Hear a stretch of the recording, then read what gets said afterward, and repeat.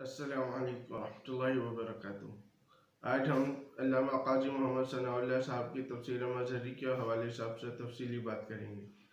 آپ نے تفسیر مظہری عربی زبان میں 7 جلدوں میں تحریر فرمائی تھی۔ اس میں آپ نے قرآن کریم کے بتائے گئے احکامات کو بڑے واضح طور پر بیان کیا ہے، اور شاید یہی وجہ ہے کہ ہمارے اکثر اکابر اس کو اپنے تحریرات میں اور اپنی تفاسیر میں اس کا حوالہ دے چکے ہیں۔ ان باتوں کے ساتھ ساتھ اس کی تخریج اور اس کے اضافہ عنوانات نے اس کی افادیت اور بڑھا دی ہے۔ اس کو پڑھیے اور اس سے استفادہ حاصل کیجیے۔ اب چلتے ہیں بک ریویو۔